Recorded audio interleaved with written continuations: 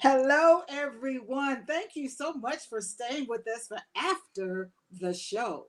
This is the Blend Talk. And look, I got my co host with me. What's Hey. Hello, Dr. Karen, Dr. Lisa. Hello, That was hello. so good, wasn't it? Yeah, Oh my yeah, God, yeah.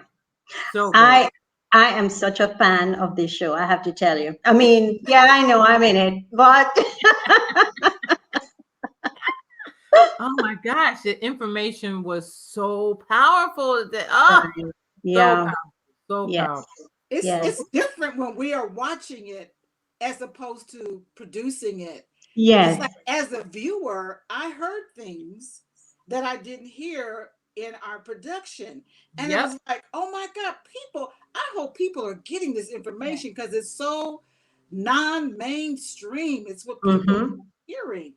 It's, Yeah, it's those notes, taking those notes. And right. when you Uh-huh. say Uh-huh. take notes, it's like I feel like now when I look back at it, I have to take more notes. Take notes, Every right? time you hear it, you hear more and more and more Yes, and more. So it's yes, really yes.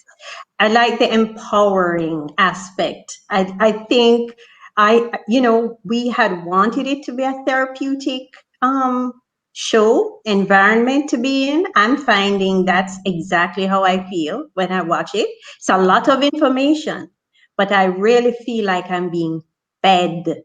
yes, You Yes. know, that's I was good. watching some other talk shows and I said, oh my God, I'm so glad Mm-hmm. that we bring substance. I mean, I know people want the comedy and the games and the silliness and the, what's trending and gossip and all that. But to know that we are bringing cutting edge Yeah. information that could That's right. transform people's lives, and people Mm-hmm. can say, wait a minute, I didn't think about that. Or wait a Yeah. minute, I didn't know that.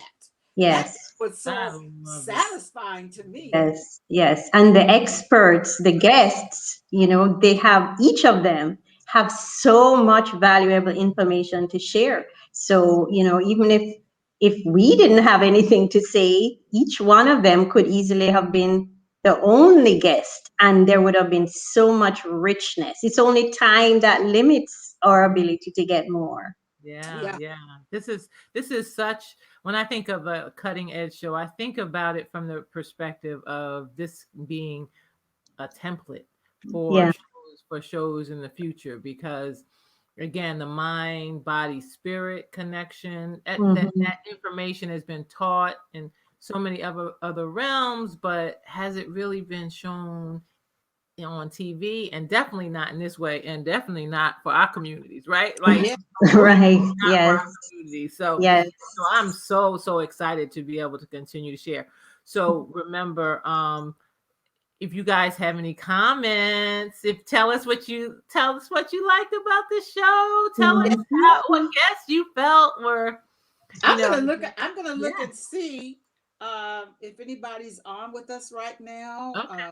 Say Okay. hello, say hello, everybody. Leave your comments. Let us know what guests you enjoyed or what aha moments you had, That's right. because How many? I certainly did. How many aha moments did you have, right? Yeah, That's yeah. the thing. Yeah. And Yeah. two, for those who are watching this in our after show, our after party, Uh huh. um, hello, Sonny. Um, for any of you who haven't seen the show yet, our topic was powerful. It was Mm. powerful. It was all about the inequities and disparities in the health Yes. community as it relates to people of color, like our real challenges that we've been Hmm. having in the healthcare system. And our guests brought it. They came with some content Hmm. and some information. Dr. Melissa Yes.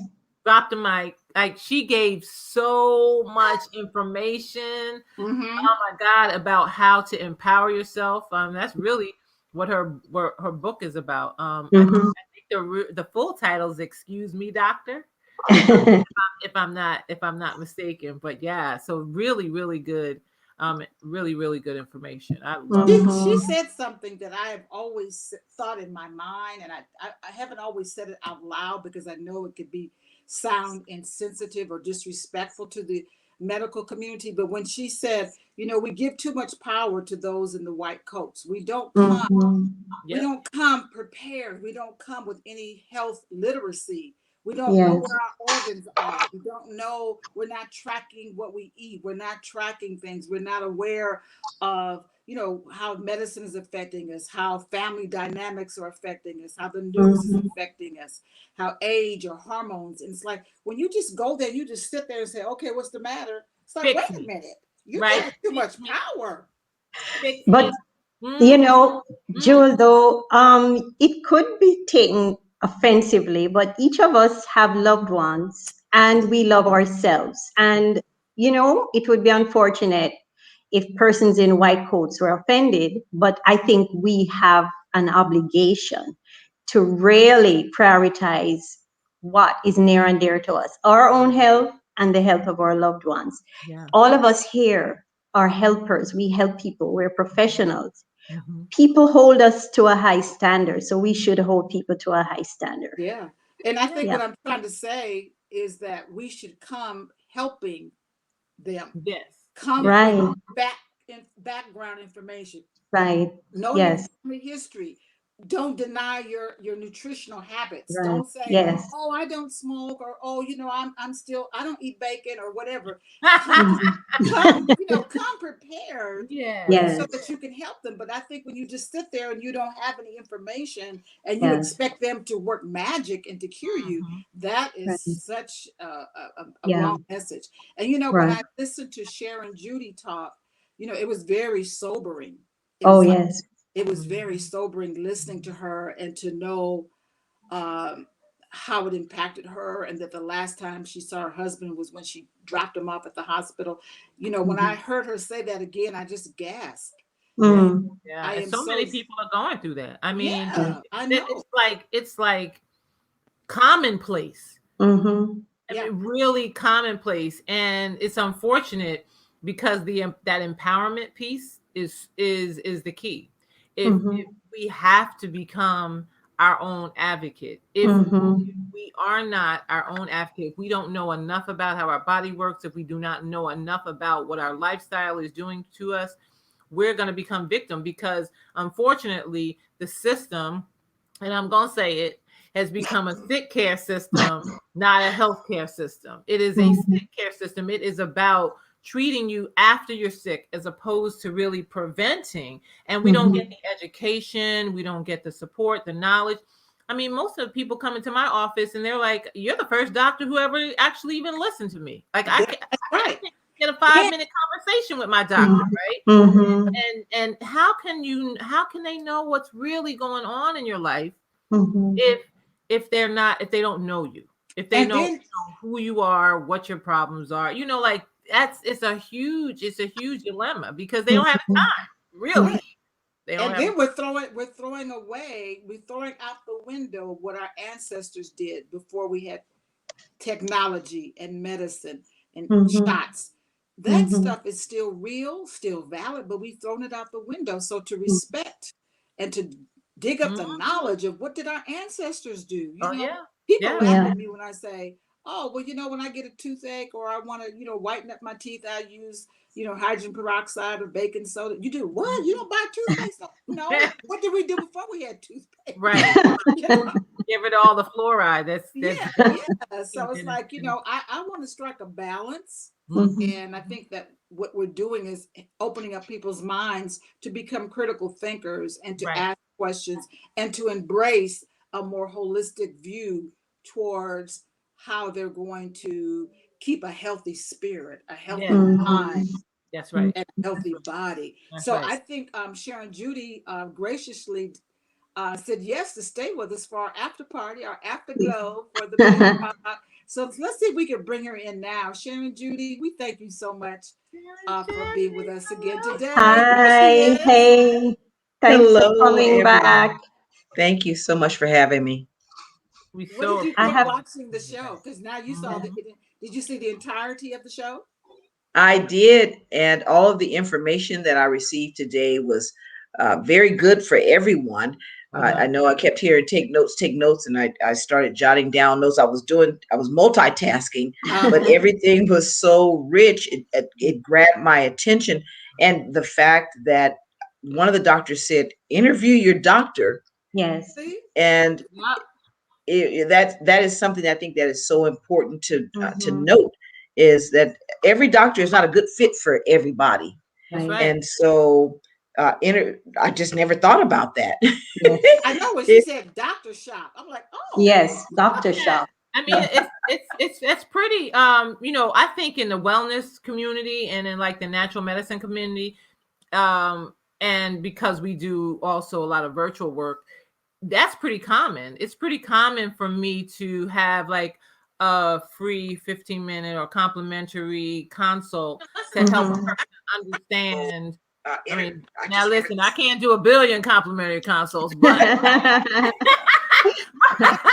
but the key is that I always tell them I have to know that you want to do the work and you're capable of doing the work, but you also have to click with me. Yes. You have to want me to be able to be your advocate and your support. And right.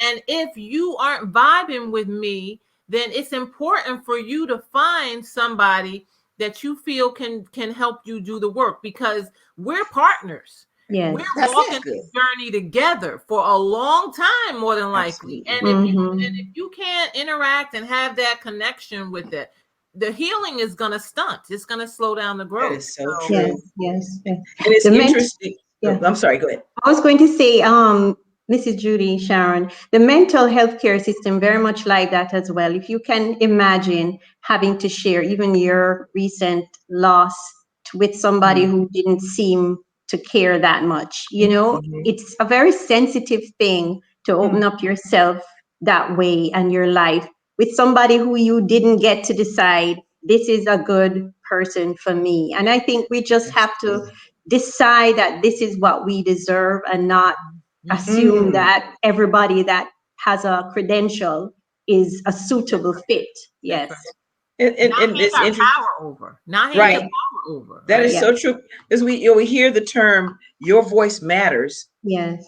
I don't think we carry that on into the No. health care that we get.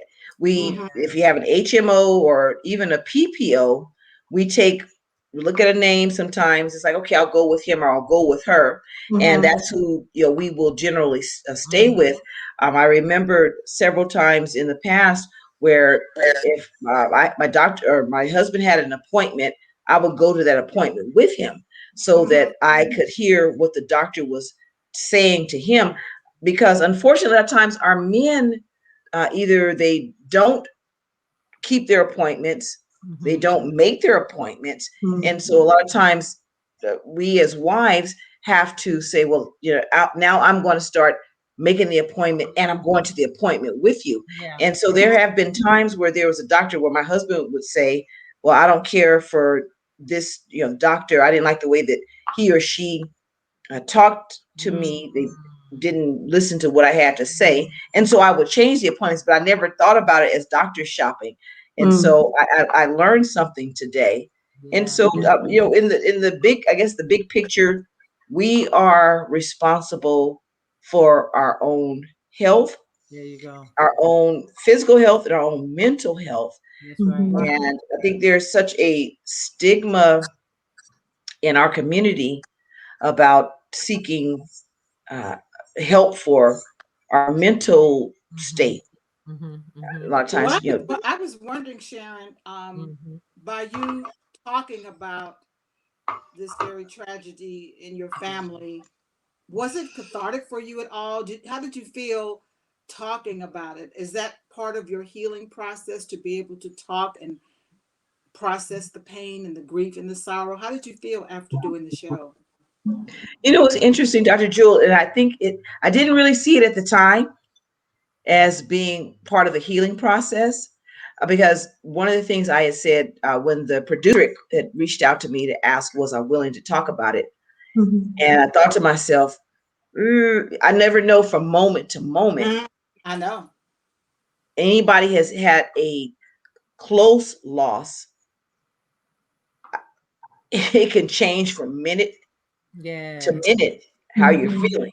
That's right. You could be smiling this moment, and in that same moment, the same memory that had you smiling will have you buckled over, bundled over, crying. Yeah. And Mhm. so I realized that the healing came from being able to talk about Yes. what had happened. Mhm. And our 19th anniversary was yesterday. Oh. Oh. And let me tell you, I was really dreading facing yesterday. But I believe in divine intervention, and what happened on Sunday night, I'm confused. Our anniversary was on Tuesday the 10th, Mm-hmm. whenever the 10th was, Monday the 10th. Mhm. On Sunday night, I found a handwritten note from my husband that said Oh. happy anniversary. Oh. Oh my I God. have no idea when he wrote it, why I kept it. It was right before midnight, but he and I had this ongoing thing. We would always try to be the first to say happy anniversary. Oh. And it was on an 8.5 by 11 piece of paper. You're just handwritten. Oh, like it just dropped out of heaven. Wow. Wow. No, it Mhm. did. You know it did. Beautiful. You Oh. know it did. And That's so beautiful. I was dreading May 10th, but I had, for the last couple of days, I've had just a sense of peace and calmness. Amen. Mhm. Again, if anybody has been through grief, this peace and calmness made in the next 30 minutes might change. That's right. And I joke around, by saying, grief sometimes acts bipolar. Yeah. Good one moment, and the next Grief, moment it's not. Yeah. grief has no clock. Mhm. And And Emmanuel was our guest talking about how emotions get trapped in the body. come Yeah. on. When my son passed away, and I went to the doctor, like, what's the matter with me? Um, it was trapped, and I had vertigo because my life was now out of Oh, balance. wow. Ain't So that he talked something? about how grief in the lungs, and I'm wondering, have you noticed any physical changes in your body, and are you able not to connect it that's how your grief is being stored somewhere in your body? It's interesting. I have typically carried my grief and my stress in my shoulders Mhm. and my mid back. Okay. And I have been, and then seeing also my blood pressure. I've been monitoring my blood pressure for the past couple of months, and seeing how my blood pressure has been fluctuating. Mhm. And when you think that you are handling things the best way you can, or you think that you're handling them in a positive manner, the numbers tell something different. Right. Mhm. And so I got into the habit of taking my blood pressure, just like I said, in the last couple of months. That's something I hadn't really done. Mhm. And now I'm able to track how I'm really feeling. I can get up and put on a smile and hang out with friends and say everything is good. Yeah. And I take my blood pressure in the morning, track it again at night. And then I realize, ooh, maybe I'm not handling things so well. Mhm. And a lot of times we try to protect our families and our Right. friends from how we're really, really feeling. Mhm. We don't want them to see us crying. We don't want them to see us hurting. We're trying to be everything for everybody, and Mhm. then to realize that it's eating us up on the inside. Yep. Mhm. Dressed up on I the wonder if outside. Dr. Lisa, I On wonder the if Dr. inside. Lisa could speak to you Yeah. about, So we go a little talked bit about deeper. that. Yeah. Yeah. Yep. The superwoman syndrome. Yeah. Come on. Right, superwoman syndrome, and I like to even say the black superwoman syndrome is a whole nother level of syndrome. Yeah, it affects every aspect. Stops us from getting care as Yes. quickly as we should, because we constantly hold on until it can't be ignored anymore, right? We just go like, oh yeah, tomorrow. Oh no, next week. Oh, and then at some point the symptom just gets to the place where it just can't be ignored. That's why you end up in a hospital or something like that. But the key is holding it in and believing that we have to solve everybody's problems, but nobody is here to solve ours. And I remember a long time ago when I first started practicing, I was in Maryland, and the late Dick Gregory came into the office, and he said to me, "Who's treating you?" Oh, wow. And I was like, See? Yeah. Oh, wow. "Isn't that interesting?" And I was like, well, nobody, right? And it was so early in my practice, but I was already starting to go down from the stress, right? Yeah. And so the other piece of that puzzle is not having our support system. And from that point forward, I started searching for the people, the other practitioners who we could work on each other and we could support one another. And so that's the same thing. It's like finding your tribe, finding your people to be able that you can trust, because you can't just open up and tell everybody everything, right? That's not realistic either. But it really puts it puts our health in I think it pushes us back like years in our health because we don't get treatment early enough. We just don't. Can I do a quick shout out to Cynthia in Maryland? Oh, yay! Hi, and Cynthia, Phyllis in Los Angeles, and Chandra, Chino Hills, California, part of the Women on the Grow Tribe. Hey, sisters, thank you for tuning in today. It looks like we got some LA. We got the LA contingent in the house. but Maryland representing the East Coast. Yes. Yes. You ladies, Cynthia, Phyllis, tell us. Yes, hello. Tell us if there's anything that you felt like you wanted to get more information about from the show, because we want to hear from you telling us, like, what were your aha moments and what were the things that really touched you.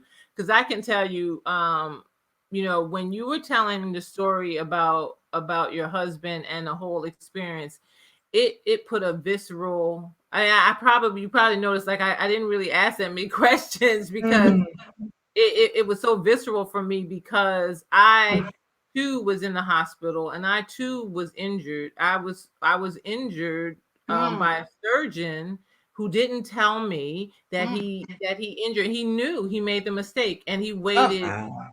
My body had to give me the clue. Thank God it was a few days instead of years or weeks or months.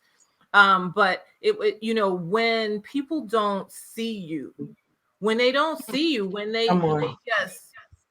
just treat you as if you don't matter, but you've put your life in their hands, you put their responsibility in their hands, and then they treat you. And so from that point forward, I never, ever walked into any place being just a patient. Because I wanted to take my doctor hat off and give it to them, because I was like, why do I have to go into the hospital or go into these places being the doctor? Can't I just be the patient? I don't want to be the superwoman. I want to be the patient. Yes. I want somebody to take care of me. But you have to make sure that the person that you've chosen is going to take care of you. And if you can't find that person in your doctor, because maybe you are doing a surgery or something that you can't, then you have to go into the hospital with an advocate. You got to bring somebody with you. And that's what COVID stopped from happening. It didn't allow the natural caregivers and the natural advocates to come in because they were locked out. And that was one of the biggest problems. I think that's what made this pandemic even worse. Right. And thank you, Dr. Lisa, for saying that. What the most vivid picture that I remember was taking my husband to the hospital, to the emergency room, and he was, at that point, he was so weak he couldn't walk. And I remember, and if you've ever been around a man, I don't care what age they are, they always say they don't need any help. And so we got there, we walked from the car, we walked for probably 10,000 steps, 10,000 feet.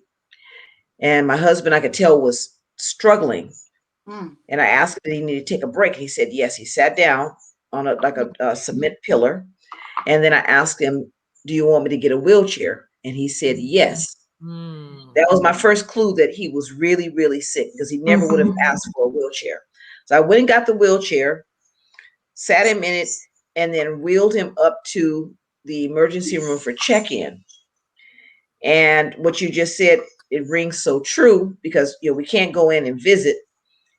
I checked him in, and then I went and sat in the parking lot. They told me, well, there's no visitors, no one can come in.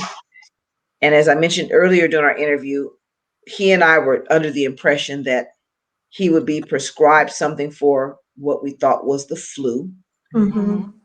coming home. And so leaving him there, I can say I'm haunted by it, but I made peace with it. Leaving him there, if I had known that would be the last time that I would literally see him coherent, alive, all of these things, I often, before I dealt with the guilt of would I have left him there. But families don't know once those doors close if that's going to be the final time. Yeah. And so I wrestled with that for a while. And then I finally had to make peace with the fact that if it was his time for God to call him home, Yes. that was his time for God to call him home. Yes. And so I stopped worrying over what could have been, what should have been, and then I rejoiced in what was. Yes. I had 19 years, almost 19 years of marriage with him, a happy marriage, 22 years together. And so I had to refocus my attention. But like I said, everything, all the stress and everything settled here. And Yes. so I had someone come in last week to provide self-care or help me with self-care. Yes. Someone came in and did a massage. They did a 1 hour massage here in my home.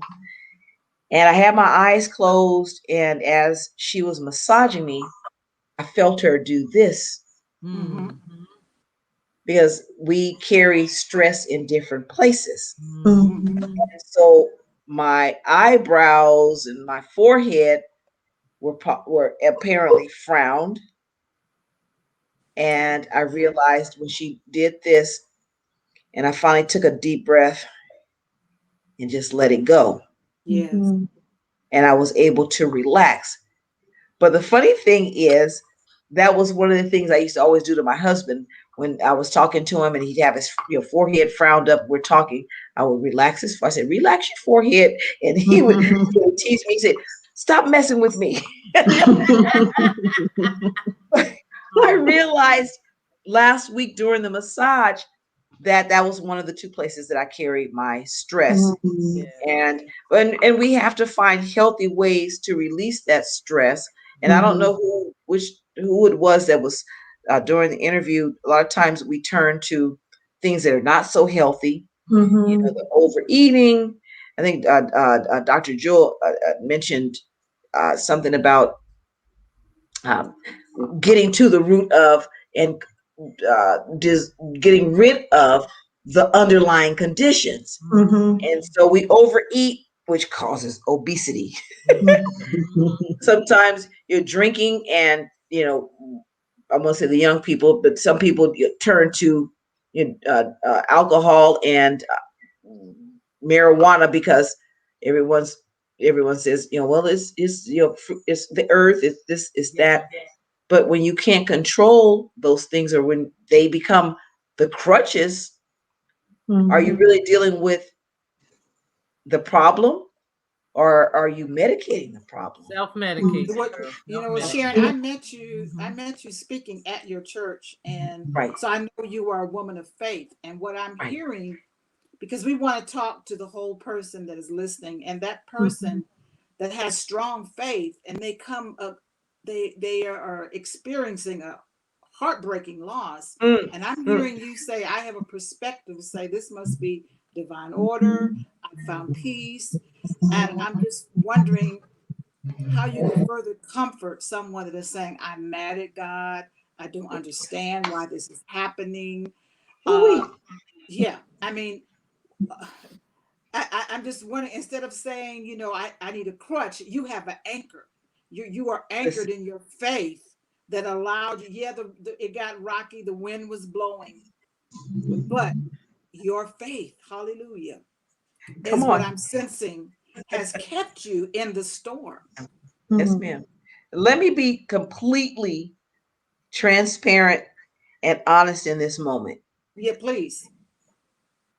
I have had a relationship with God for half, at least, no, yeah, at least half of my life, more than half of my life.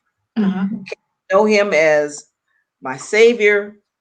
I was the one who would go and visit people who were grieving. I would be the one who took chicken and cake and money, loving on everyone. I had never in my life experienced a loss so close and so personal. Yes. And so everything that you just said, I experienced. Mhm. So my husband passed away on Valentine's Day. Mm, mm, mm. Mhm. So that's the day of love. And so a lot of times when I call different entities, governments and so forth, asking, what benefits we have or what do I do, the person on the other end of the line always, oh my gosh, I'm so sorry about your loss. Oh my gosh, on Valentine's Day. And that's a day of love. And so one of the things I asked God for before my husband passed, I shared this several times with people. I had asked, I said, I want to hold my husband and hug him for Valentine's Day. Ah, So I got the call at first call was at 1:45 a.m. I had gone to sleep. The nurse had told me I was calling the hospital day and night. The nurse had told me he was resting well. As a matter of fact, the night before, she said he has his eyes open, but I can tell he's in pain. I'm going to call the doctor and ask the doctor to prescribe something. mm, And so that was at 9 p.m. At 11 p.m., I called back. She said that they had given him something for the pain and that he was resting. And the fact that his eyes were open, that helped me rest. He hadn't opened his eyes, and it was this day number 8. First time he Mhm. opened his eyes in 8 days. But she could tell by the way he looked that he was in pain. mhm. So I went to sleep, and at 1:45 a.m., the nurse called me. This is the start of the chain of events. By 2:15, my husband was gone. 30 minutes later, he was gone. He My, had my. had his heart had stopped 3 times. He was, and each time she called. Well, the first time she called, she says, "If his heart stops again, what do you want me to do?" I said, "I want them to do everything possible to keep my husband alive." Mhm. So I'm starting to get dressed. I'm going to go over to the hospital. So by the time I got dressed, was getting ready to walk out of the house, they called and said he was gone, which to this moment is still surreal to me. Of course. So to be honest with you, the next couple of days I was in a fog. I was on autopilot. Okay, this, and this needs to be done. Yeah. So by the first or second week after his passing, because of COVID, you can't even get a funeral within a reasonable amount of time. Every place I called, it was like, okay, well, we can get you an appointment to come in and see a counselor in 4 to 6 weeks, and then the funeral will be maybe 2, 3, 4 weeks after that. So where we used to be able to grieve, get our loved ones buried within a couple of weeks, now it was 2 weeks before you got to see anybody, at least 2 weeks, 4 weeks before you got to see anybody, and then 2 months after they passed before you got a chance to bury them. Mm. During that time, my faith was definitely challenged. I'm just being honest and real. That's right. So being a woman who prayed, and I was like, some mornings I was like, God, I thought we had an understanding. I thought you and I were just like this. I thought that you were going to answer my prayers. And I had a community, I want to say statewide, nationwide. My husband, I always teased him, he was Facebook famous. 85,000 followers on Instagram. Wow. Because he was an actor on Facebook. All these people from around the world were praying for him. Mm. And I was like, okay, at one point I was like, you know what, God, I have nothing to say to you, because I felt I had been let down. I felt that I was in this by myself. But when my clarity returned, Mm-hmm. and I realized God had answered, but it wasn't the answer I was expecting. Yes. And so, just like in a relationship, when we talk to our mates, we talk to our spouses, we talk to our friends, we talk to our families, he had the option of saying, this is not what I'm doing right now. Sorry about that. This is not what I'm going to do right now. And so where I took my, I'm not talking to you, don't wake me up to talk, I'll talk to you when I'm ready. And that's really, this is the conversation I had with God. Mm-hmm. I'm not ready to talk to you right now. I'm hurt because I thought you were going to do A, B, and C. Right. And as a matter of fact, last week, I was hurting so bad. I was like, God, what were you thinking? You took the love of my life. What were you thinking? Yes. And so what I would share with someone who is in the same boat is to understand that even though our prayers may not be answered the way that we want them to be answered, as a Christian, I had to realize that no, my husband was not healed over here on this side. Mm-hmm. But when I thought about the fact that when he closed his eyes here, he woke up with a new body, not worrying about the blood clots that were causing him issues with his breathing, Yes.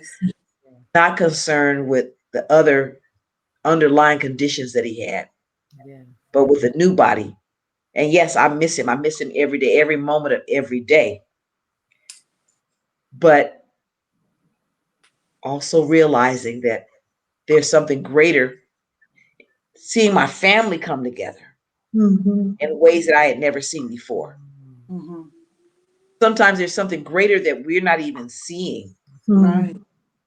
place behind the scenes. Seeing everybody come together to take care of me, who was always, and I don't remember who it was that talked about, I think it was Dr. Lisa, was saying that she became not the doctor, but she became the patient. Mm-hmm.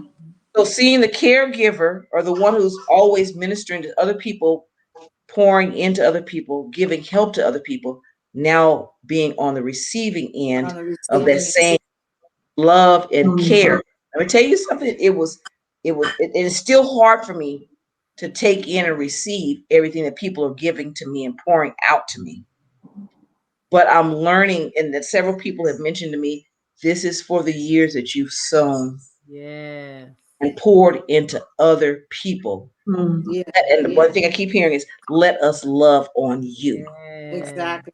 I Exactly. had no idea that I'd ever be in the position that I'm in now, but I'm thankful that I'm able to see that everything I've poured out is coming back to me 100-fold. And so the other thing that I've come to realize is, in the Christian community, a lot of times we check the box. Oh, I went to see so and so. I visited them. I sent them a sympathy card. I let them know I was thinking about them and praying for them. But now it's no longer a matter of checking the box. It's being intentional and purposeful about checking in and check in on them. Yes. What do you need from me? And sometimes we don't even know what we need. People are asking in the beginning, what do you need? I'm like, I don't even know. I've never been here before. Do what you feel is natural. Mhm. My husband went in the hospital January 26th. February 14th, he was gone. I buried him on March 15th. From January 26th until probably 3 weeks ago, I hadn't had to even go in my kitchen because people were still sending food. So when I got reintroduced to my kitchen, I'm like, oh, I have a stove. Wait, let me see if I can remember how this works. And so people were giving me everything that I needed that I did not know that I needed. Mhm. The doorbell was ringing all day long. I'm talking about for 2.5 months. For people pouring into me. Let me order something from Chipotle. Let me order. You like sushi? As a matter of fact, someone asked me to send them a list of everything that I liked. And this happened from January 26th until somewhere in April, Wow. where people were continuing to drop off food, order food, and send food to me. So now I understand what it really means to have heartache and heartbreak, and for people to step in and do what needs to be done. So I would encourage everyone not just to take things lightly, Mhm. but to really tune in and find out what our brothers and sisters really need. And if they can't tell you, what would you want in that moment? Mhm.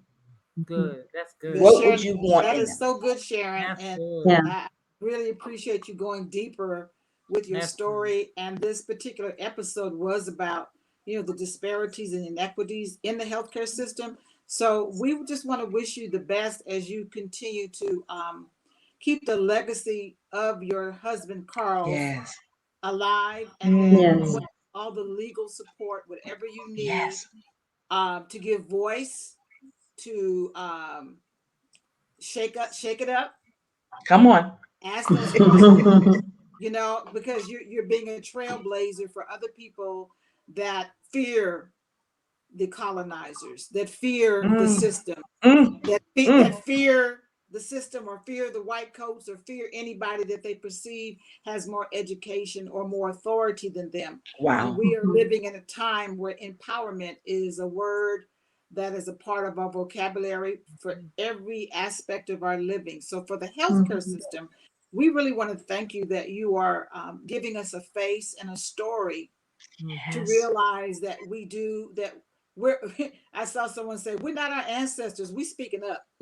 Yeah, I remember that one. Yeah, we speaking up, and so I know it won't be an easy journey, but we just want to wish you well. And I know Thank that you're you. a playwright, and I bet with every fiber of my being that you're probably going to produce some type of a dramatization. I know within a year after my son passed, I wrote a book. I'm like, really, God, you gonna give me a book to write now?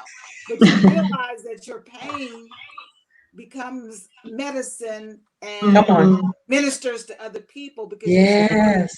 is Yes. authentic, it is real, it is raw, it That's is it. relevant, and it's helping other people to realize I need to pay attention. I am not alone in this. And so Come we on. on the Blend Talk want to thank you so much for just giving us more backstory Yes. of this journey of faith, the journey of Mm. grief, the journey of advocacy, the Mm. journey of justice, the journey of being woke.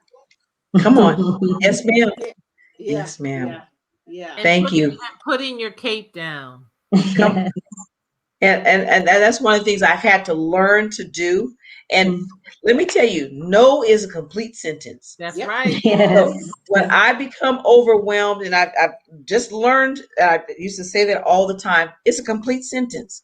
But Mm-hmm. I've really had to learn what I can handle That's and it. what I can't handle in this season. Yeah. Yes. And so a lot of times we as women, we take on everybody's issues, everybody's problems, everybody's concerns, and we want to solve them. And I've learned to say no. I've So learned to say Sharon, no, please not this time. ask your community, your friends, your family, your church, have everybody watch the Blend Talk. Yes. We Absolutely. need your support. This is for us, by us, with Come on. us. With us.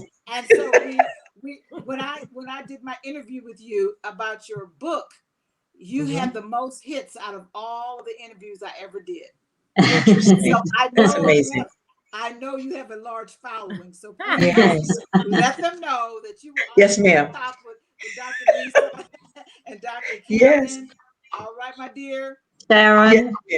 Thank just you, want to ladies. encourage you in your journey. I really appreciate the way you are sharing your husband's story. I see Yes. you handling grief with much dignity. And Thank I you. want to encourage you, just give yourself that space, the Yes. freedom you need. I really love what you said about no. It will save your life. Absolutely. Amen. Thank you for that. I appreciate that. Thank you, ladies, again. Such a Appreciate light. Thank you, Thank my you so sister. much. Be blessed. Stay in the light, everybody. We'll be back next week, every Wednesday, Yes. 4 p.m. Pacific time, 7 o'clock Eastern time. Set your alarm clock to be with us next Wednesday for episode 3. 3. I am Dr. Jewel Diamond Taylor. What are we talking about in episode 3? The financing. Yeah, so Oh, man. because I want to see. We need to see for 3 so that we make sure they could tune in. We be talking about money, y'all. Okay, right? And the whole concept of how COVID, how we were left behind again, right? The real way that we can grow and how Black businesses can heal from the wounds that were impacted on us during COVID. But we're not going to be just talking about what happened, but we're going to be giving you guys solutions Yes. for how to grow your businesses, how to move out of the financial challenges and to expand and think of this as an opportunity to be able to do something different. How to be innovative and to pivot. Yeah. Yes. So I'm sorry, Dr. No. So we are the Blend, and we thank you so much for watching. Please take time now and hit your share button and be with us again next week. God bless you all. Thank you so much for watching.